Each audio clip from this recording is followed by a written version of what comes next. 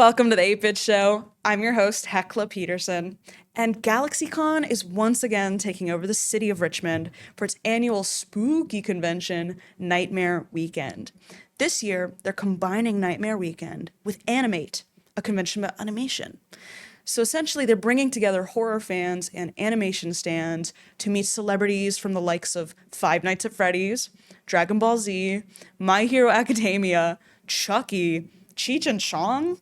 And if you haven't guessed from the graphic or the title of this episode, The Mandalorian, Castlevania, and Supernatural. Welcome to the show, Emily Swallow. Thank you. Thanks for having me. I'm so excited. I will personally be seeing you at GalaxyCon this weekend. Yay! But for now, I have some pre-rapid fire questions, All right. both from me and the fans. Ready? Bring it. Okay. First, how does it feel to see your fans face to face at the conventions? Oh, it's the best. Yeah? I started acting in theater, and I love having the audience right there. You know, it's an event that everyone is experiencing together. It's something that's only happening in that moment, will never be the same again. And I miss that when I'm doing something on camera because most of the people in the room are not supposed to be reacting to what you're doing. It's a little strange. So to get to kind of complete that storytelling experience at conventions is so much fun. And I've just been amazed everywhere I've gone at how supportive the community is. I love getting to hear people's insights into the shows, many of their theories about what might really be going on. Some of them many of them things that I've never even thought about. And then just seeing the creativity of all the cosplay and seeing the incredible charity work that gets done in the fandoms has really been something that I had no idea what a fulfilling experience that would be. And I love it. That's so wonderful to hear. Now, you mentioned people telling you about theories, and I remember a time when people thought your character, the Armorer, might be evil. Yeah. How did it feel? I was shocked. Yeah. It was really interesting because I was doing conventions while season 3 of The Mandalorian was airing. So I had to make sure I watched every week because, you know, when we're filming it, you don't always know like what version of a scene they're going to use. Ooh. And I wanted to make sure I was talking about the right thing if they asked me questions. But I honestly, people were so convinced after that one particular episode aired that I was evil.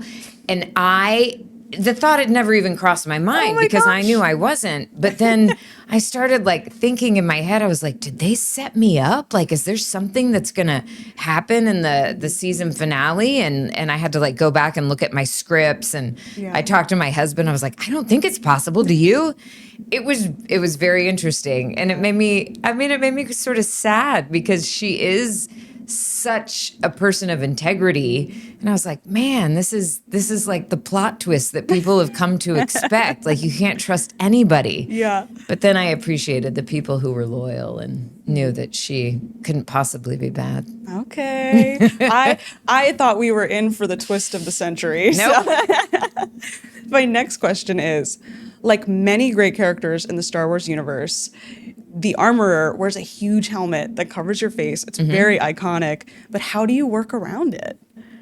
Well, it's easy now. It was an interesting thing to get used to at first. The reference point I did have was because of my theater background, I'd done some mask work on stage, but it's a different thing because when you're on stage, the audience can see your entire body. So they're always getting some sort of information from you.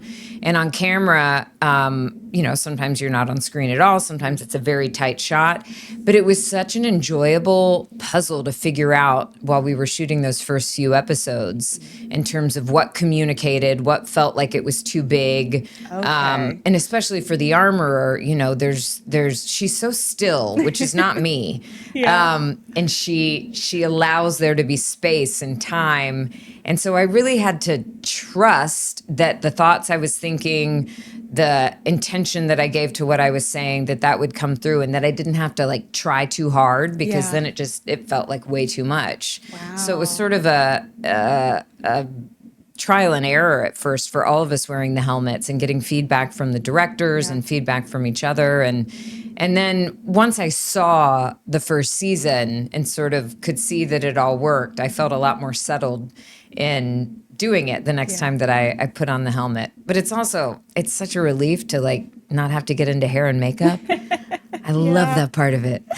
Well, that actually, it exactly segues into the next question that we got, which was, speaking of costumes, being a Broadway gal and a TV gal, you've worn some grand things. Oh, yes. If you had to wear one of these costumes for eternity, would it be the Armorer or Beline from The Imaginary Invalid? Oh, gracious. Neither of them is very comfortable. Beline had to wear, I would go with the Armorer because I had to wear a corset as Beline, had a big old skirt that, you have to, in both costumes, you definitely have to watch where you're going. I don't want to really wear a helmet all the time, but I think I would rather do that than wear the corset. Yeah. Yeah. Oof, that's valid. Yeah. I'm sure a lot of people will feel the same way when they're dressed up at the convention in the heat. My hat goes off to people who wear their, especially armor at conventions. Because when I'm wearing it on set, everybody's watching out for each other. Everyone's aware that there's people in armor. They can't see very well. And when you're at a convention, it's madness. Oof. And people aren't, they're in their own world. They're not necessarily watching out for you. And I've seen some collisions happen. But people do their best. They try to be considerate. I saw when you had worn the costume to GalaxyCon and you had a speaker so people could hear you. Yes. How smart was that? That was fun. That was really cool. Okay. I have a big overarching question because you've played so many iconic fantasy and sci-fi characters.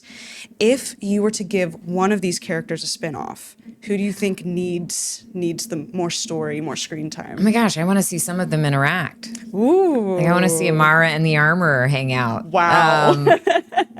Who wants a spin-off? I mean, I'm with the Armorer. I am always. I love her, and I'm an actor, so I like to work. I want to work as much as possible, but I also feel like the mystery around her is good. So I don't know that I would want her to have her own show. I feel like we benefit from not knowing too much. Yeah. I would definitely like to see Amara's universe where she doesn't have to play second fiddle to Chuck. She can go to Reno and play Keno as much as she wants. She can do some fun stuff instead of, being tortured by her brother. Maybe they could make up again and have a karaoke bar together. I don't know. I love it. She deserves it. Yeah, she needs some good times. Your character in that show was so powerful and dark. How did it feel exuding, I guess, someone who is kind of on the level of God in that universe? Yeah, I didn't really have a reference point for that. It's interesting because, any character that I'm trying to start to understand, I start from, okay, how can I relate to this person? Yeah. And I definitely couldn't go from a place of like, how do I feel with my supernatural powers? But what I love about Amara and what did draw me to her is that she is so human. And the things that I could definitely connect to from the start are, I think that when she showed up, she felt misunderstood. She felt like nobody was listening to her, especially her brother, who, she's looking for to try to just ask some questions and he's nowhere to be found. Yeah. She gets thrown into this world where everybody's like, this guy's amazing. And she's like, really? Is he really?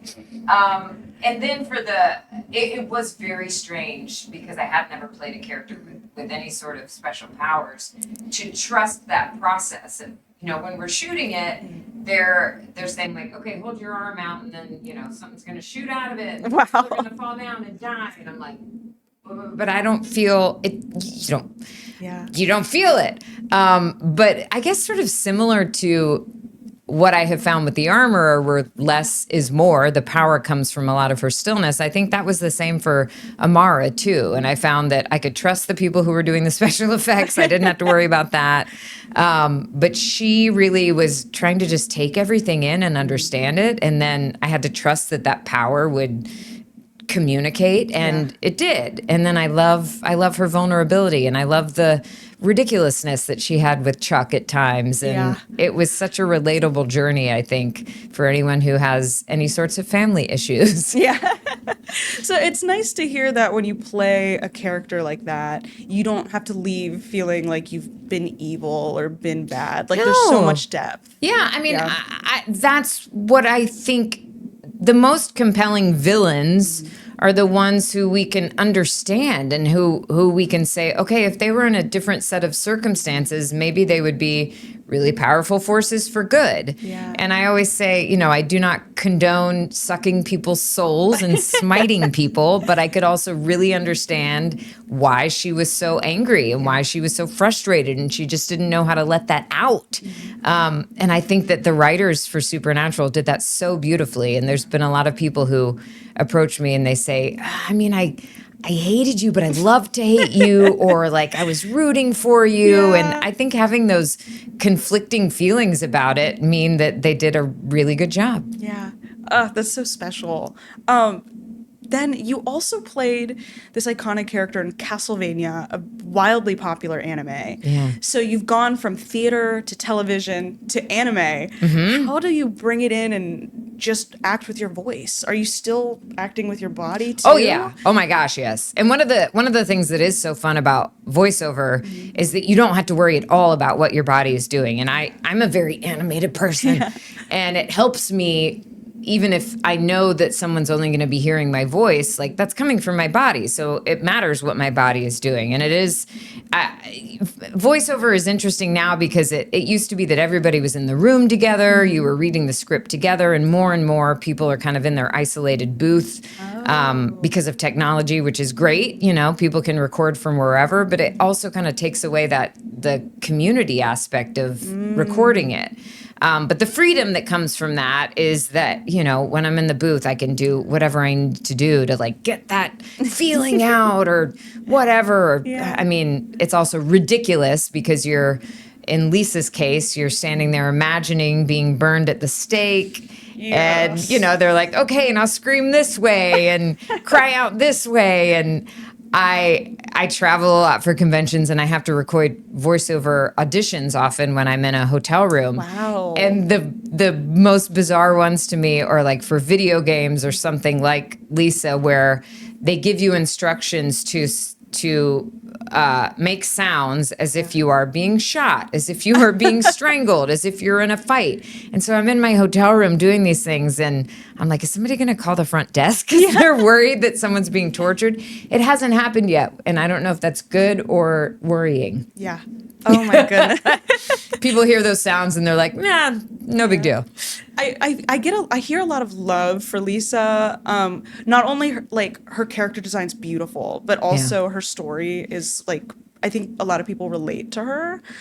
Do you pull anything from her? Oh, goodness, yes. Yeah. Well, and I think it's so brilliant that they set up Dracula's story by focusing first. I mean, their first scenes together are sort of like a meet-cute rom-com. Yeah. You know, she approaches this foreboding castle, and she's just like, dude, where's your manners?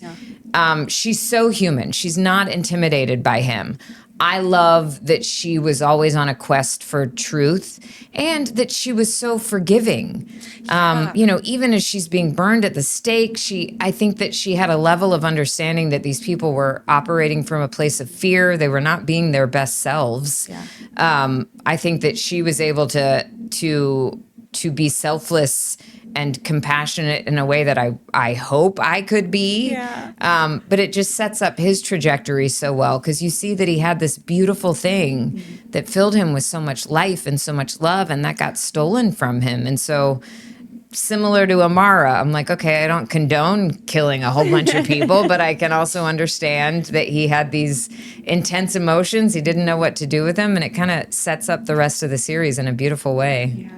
So is it hard to, when you stop recording for a show like that, is it emotionally draining? Because it's such a, it's like there's so much drama and emotion.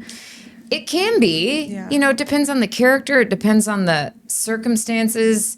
It is wonderfully cathartic. Yeah. You know, I get to embody emotions fully, often in ways that wouldn't be appropriate, I guess, or there just might not be space for in day-to-day life. Yeah. But you have this wonderful container where you can do it safely, and then you can leave it behind. But yeah, definitely sometimes it'll have, because you're actually going through emotions. So sometimes that has an impact that you don't expect. But I feel like I have accumulated good ways of processing that and kind of leaving that behind and not carrying it into the rest of my life. That makes sense.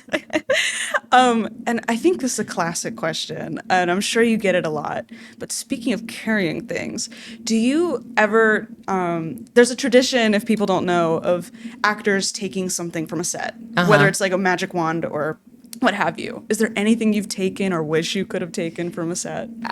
Though there's so many things I wish I could have taken. I try not to steal things from set, if that's what you're asking. But yeah, I have a few pieces of Amara in season 15 really stepped up her fashion game. Yes. And I didn't get to keep anything, but I did go out and buy some of the things that she was wearing because I loved them. I have various souvenirs from The Mandalorian. I think my favorite one, because it's utterly absurd, so I did a lot of blacksmithing for the show. I learned how to forge and everything. Oh. And we had this, it was actually from an episode of the Book of Boba Fett where I melted down the Beskar spear and made Grogu his little chainmail. So cute. And I have the like totally burnt up, crispy spear tip from that. And my husband is always like, "Why do we have this? It's ugly. Can I just throw it out?" And I'm like, "No, it's sentimental." Yeah. I've got some pieces of the planet Mandalore. I have a flask that's supposed to be holding the living waters. So yeah, I have little things that are special. And then I have, I brought to this convention not my armor from the show, but I do have a set of armor that a fan made me, and I do photo ops in that, and that's what I wear when I skulk around at conventions. So What a crazy gift to receive from a fan. well, my dog got one first. My dog Norma Jean has armorer armor. Wow. That she very patiently wears for a few minutes, and then I don't subject her to that for long. She's just like very still when she puts it on. She doesn't want to do anything. She looks at me like, "Why?" That's so precious. Well, sweet. I think I like the questions we've gotten through. Do you feel good about them? I do, yeah. Yeah. Is there anything else you think I should answer to help promote? Want to promote buying tickets online like we did in the other? Sure. Yeah. Okay. So if people want to see you this weekend, how can they come see you? It's so easy. You can just walk up to the door and buy your ticket there, or you can go to the website if you like to plan ahead, and you can get, there's one-day passes, there's full weekend passes. The website also has all the information about timing for photo ops and when panels are, so you can organize your weekend as much or as little as you like. And are you approachable? How do people come and find you? I will be at my table most of the week. Well, I'm there Friday and Saturday. I'm not there Sunday. Okay, good to know. And I love, even if people aren't buying autographs or photos, like I love hearing questions. I'm the first few conventions I did were interesting because it was because of Supernatural. Yeah. And people were a little reluctant to approach me. And I couldn't figure out why. And then I was like, oh, I play this character who like never smiles and she's always smiting people. So I think people were like, I don't know. But I am utterly ridiculous and a goober in real life. So Because of your Broadway background, if the armorer was cast in a Broadway show, what character was the armorer cast as? I think she'd do well in, I mean, this goes against type, but I've always wanted to play Mrs. Lovett and Sweeney Todd. Oh, and I feel like the armorer as Mrs. Lovett and Mando as Sweeney would be pretty epic. That'd be so and then cool. Grogu could be Tobias. Oh. Who would be the beggar woman? Maybe I'll just throw Bo-Katan in there. Get her to be a little crazy. Yeah. Yeah. Yeah. That's a great bonus question. You would see a darker side of the armorer in that, I think. But Yeah. Fan casted. do I have to wear the helmet? Sure, yeah, I'll wear the helmet. I mean, she's used to being around fire, so Hey. the oven would be no problem. Yeah. She could roll with that. She'd be really stoic about it. Yeah. Sweet. My last question, which was asked a few times, is if you had advice for anyone who wants to start the journey you're on, whether it's stage or screen, what's one piece of advice you might give them? I think the most important thing, no matter what aspect of it you want to get into, is to always keep centered on why you love it, because there's so many people who are going to tell you the right way to do it. There's no one path. And especially nowadays, when I started acting, there was not the opportunity to put yourself out there on social media. And it's a wonderful thing because you can do whatever you want. You can say, this is what I have to offer. No one can edit you. No one can limit you. But it also means that the industry is even more saturated with really talented people. And I think that's important to remember too. You're very rarely, I don't think of myself as competing with other actors, because I finally accept now, like, there's just a whole lot of really talented people and they're all unique. And so to that end, I also think that's why it's important to remember why you love it, because you can start to go, oh, well, maybe if I was more like this person, or maybe if I looked more like this, sounded more like this. Yeah.